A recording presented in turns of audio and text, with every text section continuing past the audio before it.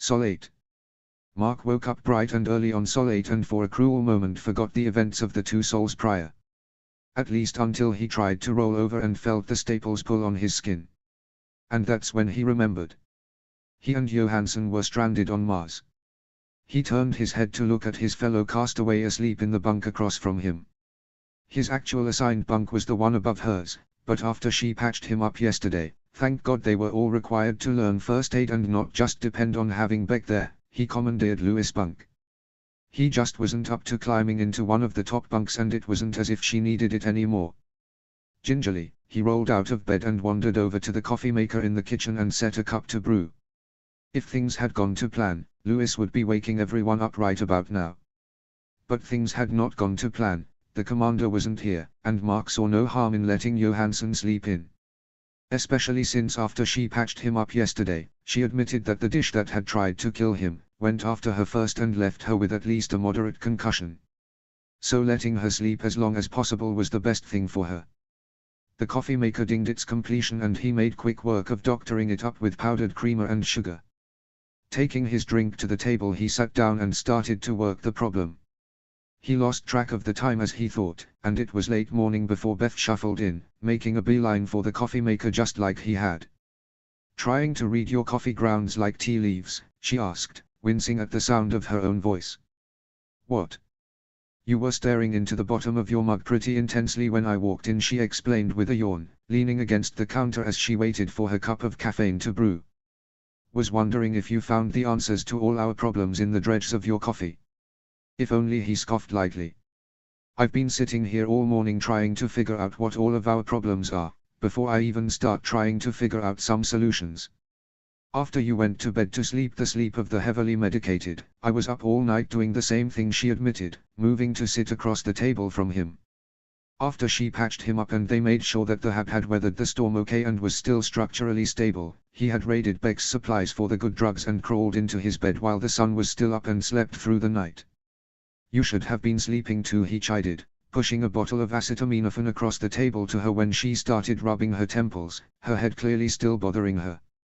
"I tried," she said, washing the pills back with a big swig of her black, unsweetened coffee, something that made Mark cringe. "Every time I laid down I got dizzy and I can't sleep sitting up. So I figured I might as well do something productive with my time." "What did you come up with?" he asked, curious to see how his own thoughts on their situation lined up. "Well," she began, slumping deep into her chair, "most of our potential problems we can't do much about, the water reclaimer or oxygenator breaking, the hab breaching, another fucking storm. Those we'll just have to take as they come and hope for the best but prepare for the worst." Mark nodded, he'd come to those same conclusions. "But there's 2 immediate problems that we have that we can at least be proactive about trying to solve," she said, pausing to take another swig of her coffee. "1, we're going to starve if we don't figure something out. And 2, we need to figure out a way to let NASA know we're not dead. We can't get rescued if they don't know we need rescuing," she said with a shrug. "Can't argue with you there," Mark agreed. "As far as food goes, I got no idea, so I hope you're thinking about it," she admitted freely. "But I might have part of a plan about how to get NASA's attention." "How much of a plan?" "Like 12% of a plan." "That's not much of a plan, that's barely a concept." "It's better than 11%. You are the biggest nerd I know, and that's saying something," Mark said with a grin. "I don't know what you're talking about since you fed me the reference and responded correctly," Beth retorted, one eyebrow arched. Mark laughed, and then immediately regretted it when the damaged muscles in his stomach protested aggressively.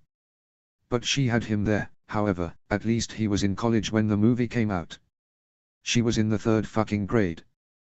"But seriously though, what's your plan? Because with the Habs Comdish deciding to make a break for freedom, only after trying to kill us both and taking a detour through my spleen, and all of our backup comm systems leaving with the rest of the crew on the MAV, I've got nothing other than for us to go outside and wave our arms and yell as hard as we can." "That's exactly what we're going to do," Beth said, shooting him a wide grin before hiding it behind her coffee mug. "Oh ha ha," he said dryly. "Wait, are you serious?" he asked when her smirk didn't waver. "Well, that's the equivalent of what we're going to do, but you know, with more science." "I'm not following," Mark admitted truthfully. "Well, you're right that without the comm dish, or the backup systems. There is no way we could contact the Hermes, which depending on how quickly they left orbit could already be. She looked up at the ceiling as she crunched the numbers, approaching roughly 1.5 million kilometers away, let alone Earth. But, she said, her grin returning, we don't need to get a signal 1.5 million kilometers. We just need a signal strong enough to get 250 to 316 kilometers away. She sat back in her chair and crossed her arms over her chest, clearly impressed with herself. The wheels in Mark's brain were churning furiously, but he still couldn't figure out what she was talking about. The Schiaparelli crater where the Ars-4 MAV was sitting in the ballpark of 3,200 kilometers away, and that was the only other comm system he could think of on the planet. And that was when Beth, who clearly saw his struggle written on his face, pointed up. And then it clicked. Satellites, he practically yelled. Beth nodded, the Mars Reconnaissance Orbiter specifically. The MRO. Mark's eyebrows shot up his forehead. That's got to be older than you are. Yeah, she drawled in confirmation. It has been up there for 30 years, but it still works, and after thinking about it all night, of the 12 satellites NASA has in orbit, I think it's our best bet. I'm gonna hack it. We can do that. Well, you couldn't, but I bet I can, she said with no small amount of pride. You are a nerd goddess, Mark praised effusively. I would bow at your feet if I wasn't afraid of ripping the staples out of my side right now. Well, don't get too excited. It's not going to be an ET phone home situation. There's still a lot of problems that we're gonna have to figure out and variables that we'll have no control over. Not to mention we'll have no idea if it actually works, she admitted, her earlier smugness evaporating as she came back down to reality. Break it down for me, he said, knowing that one of the best ways to problem solve and find unforeseen problems was to talk it through out loud. Okay, so the first problem obviously will be communicating with the satellite to begin with, Beth began. It's not something that we should have ever needed to do. But since the hub is still pinging back and forth with the rover, I know the system in there is still good, so I think we should be able to cobble something together to boost the signal so it's strong enough to reach the MRO. Which leads me to why I chose that satellite in particular. Mark nodded to let her know he was following and to prompt her to continue. Part of the reason I chose the MRO is because of its age. It's already so beyond its mission life that NASA doesn't like to mess with its trajectory too often, other than minor course corrections in its orbiting altitude. On the course as I last knew it, flies directly over us every 112 minutes. So depending on what range we get on our cobbled together signal booster, it gives me a potentially very small window to actually hack into its programming and override NASA's commands. If I don't finish by the time it's out of range again, I could potentially bring the whole orbiter down.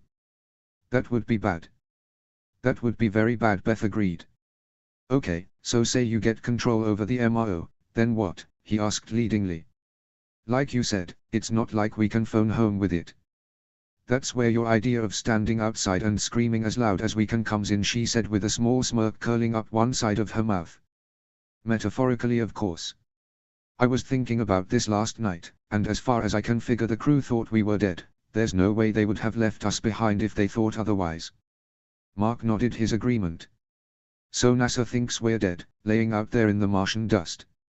And there is no way that they would risk projecting those images to the world. The bad PR alone could shut down the Ars missions. Annie Montrose would have a fucking stroke, Mark contributed. There's no way they are taking any satellite images of Arcadia Planitia, he continued, following her train of thought. Exactly. Beth said. So what I'm proposing I do is that I override whatever imaging programming NASA currently has the MRO set on and have it take a photo every time it passes over us. I figure we can get some rocks and literally spell out the fact that we're not dead. What do you think the odds are of them noticing? He asked leadingly. And what are the odds of it not working at all? We have a couple opportunities in this plan to get their attention, she continued. I have to assume that SATCOM will notice someone is fucking with their satellite, since that is in fact their job.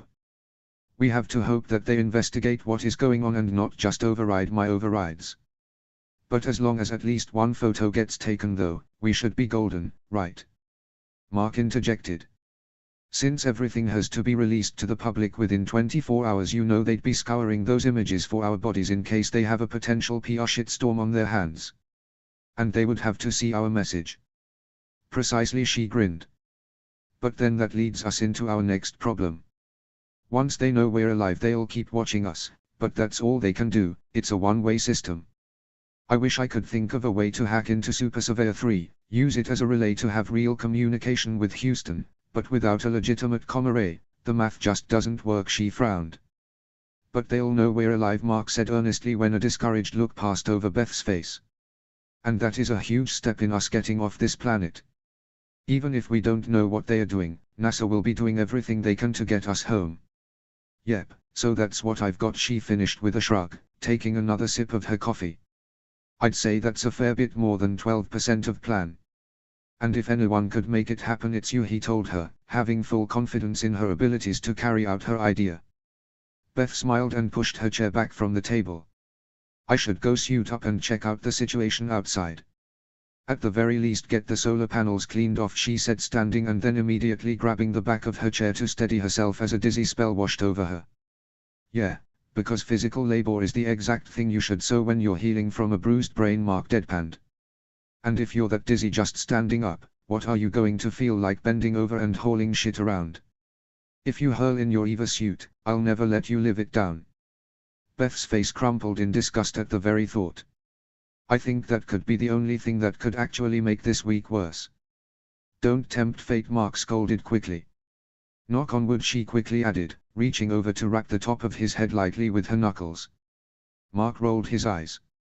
I think we both can afford one day to heal a bit before we get to work, he said, admitting that he wasn't feeling up to physical labor either. I vote we get into everyone's personal computers and see what our options are in terms of entertainment. Beth wanted to protest, she really wanted to get started on her project as quickly as possible, but she knew Mark was right. They had to be smart, they only had each other, and neither of them were doctors. If either of them pushed themselves too hard, they would not only be endangering themselves, but each other. Yeah, I can get behind that plan, she conceded. I'm pretty sure Beck had the entire run of Scrubs on his drive, she added, draining the dregs of her coffee as she stood to go hunt down her crewmate's laptop. Of course he would.